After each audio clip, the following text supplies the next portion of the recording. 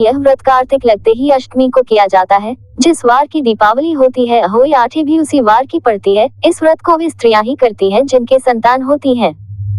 विधि: बच्चों की मां दिन भर व्रत रखे, सायंकाल दीवार पर अष्टकोष्ठक की अहोई की पुतली रंग भरकर बनाए। उस पुतली के पास सेई तथा सेई के बच्चों का चित्र भी बनाए या छपी हुई अहोई अष्टमी का चित्र मंगलवार दीवार पर लगाए तथा उसका पूजन कर सूर्यास्त के बाद अर्थात तारे निकलने पर अहोई माता की पूजा करने से पहले पृथ्वी को पवित्र करके चौक पूर कर एक लोटा जल भरकर एक पटरे पर कलश की भांति रखकर पूजा करें। अहोई माता का पूजन करके माताएं कहानी सुने।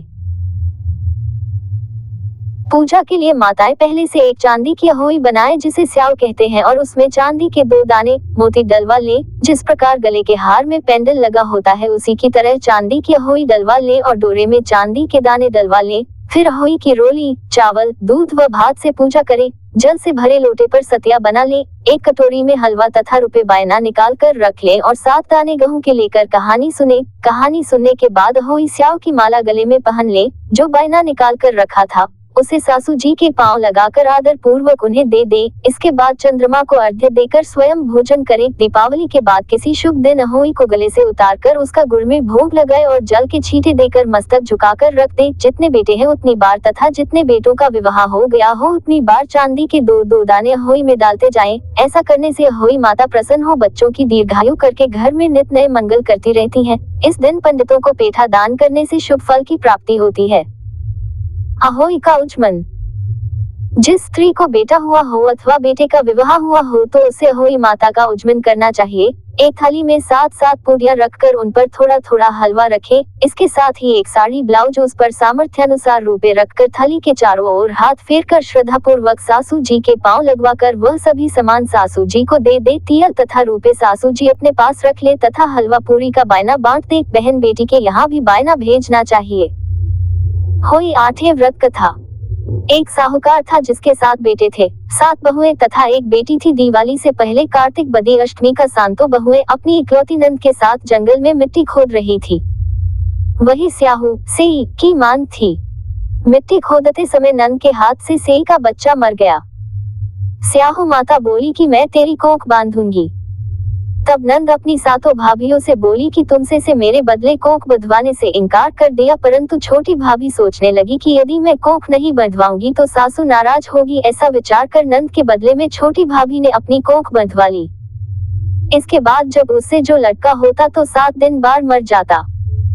एक दिन उसने पंडित का बुलाकर पूछा, मेरी संतान 7वें दिन क्यों मर जाती है? तब पंडित ने कहा कि तुम सुरही गाय की पूजा करो। सुरही गाय स्याहू माता की भायली है, वह तेरी कोख तक मेरा बच्चा जिएगा। इसके बाद से वह बहू प्रातः काल उठकर चुपचाप सुरही गाय के नीचे सफाई आदि कर जाती है। गौ माता बोली कि आजकल कौन मेरी सेवा कर रहा है, सो आज देखूंगी।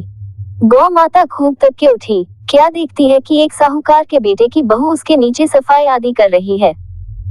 गौ माता उससे बोली, मैं तेरी सेवा से प्रसन्न हूँ, इच्छानुसार जो चाहे मांग लो।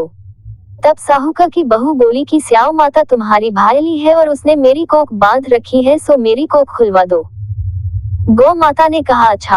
अब तो गौ माता समुद्र पार अपनी भायली के पास उसको लेकर चली। रास्ते में कड़ी धूप थी, सो वो दोनों एक पेड़ के नीचे गरुड़ पंखानी पक्षी का बच्चा था।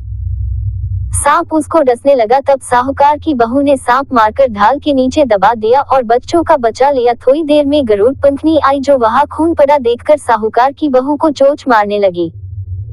तब साहूकारनी बोली कि मैंने तेरे बच्चों को नहीं मारा, बल्कि सांप मेरे बच्चे को डसने को आया था, मैंने तो उससे तेरे बच्चे की रक्षा की है। ये सुनकर गरुड़ पंखनी बोली कि मां तू क्या मांगती है? वह बोली, 7 समुद्र पर स्याऊ माता के पास पहुंचा दे। गरुड़ पंखनी ने दोनों को अपनी पीठ पर बैठाकर स्याऊ माता के पास पहुंचा दिया। स्याऊ माता उन्हें देखकर बोली कि बहन बहुत दिनों में आए। फिर कहने लगी कि बहन मेरे सिर में जू पड़ गई। तब सुरही के कहने पर साहूकार की बहू ने सलाई से उनकी जुई निकाल दी। इस पर स्याऊ माता प्रसन्न हो बोली कि तूने मेरे सिर में बहुत सलाई डाली है, इसलिए 7 बेटे और बहू होगी। वह बोली, मेरे तो एक भी बेटा नहीं है, 7 बेटा कहाँ से होगे? स्याऊ माता बोली, वचन दिया, वचन से फिरूं तो धोबी कुंड पर कंकरी हूं। जब साहूकार की बहू बोली, मेरी कोख तो तुम्हारे पास बंद पड़ी है, ये सुनकर स्याऊ माता बोली कि तूने मुझे बहुत ठग लिया। मैं तेरी कोख खोलती जो नहीं, परंतु अब खोलनी पड़ेगी। जा, तेरे घर तुझे 7 बेटे और 7 बहुएं मिलेगी, तू जाकर उजमन करियो, 7 अहोई बनाकर 7 कढ़ाई करियो। वह लौटकर घर आई तो देखा 7 बेटे 7 बहुएं बैठी है, वह खुश हो गई। उसने 7 अहोई बनाई, 7 उजमन किए तथा 7 कढ़ाई की। रात्रि के समय जेठानियां आपस में कहने लगी कि जल्दी जल्दी नहाकर पूजा कर लो, कहीं छोटी बच्चों को याद करके रोने लग। थोड़ी देर में उन्होंने अपने बच्चों से कहा, अपनी चाची के घर जाकर देखाओ कि वह आज अभी तक रोई क्यों नहीं। बच्चों ने जाकर कहा कि चाची तो कुछ मार रही है, खूब उजमन हो रहा है। ये सुनते ही जेठानियों दौड़ी दौड़ी उसके घर आई और जाकर कहने लगी कि तूने कोख कैसे छुड़ाई। वह बोली, तुमने तो कोख बधाई नहीं, सो मैंने कोख खोल दी है।